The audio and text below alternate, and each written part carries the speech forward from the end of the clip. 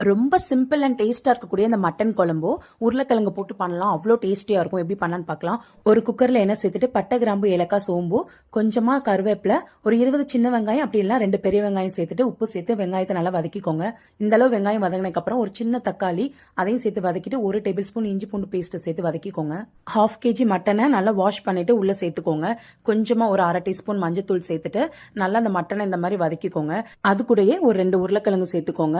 இப்போ மசாலாக்கு 3 ஸ்பூன் குழம்பு மசாலா, 1 ஸ்பூன் வத்தல் தூள், 1 ஸ்பூன் மட்டன் மசாலா சேர்த்து அந்த உருளைக்கிழங்கு மட்டன் கூட சேர்த்து நல்லா வதக்கி விட்டுக்கோங்க.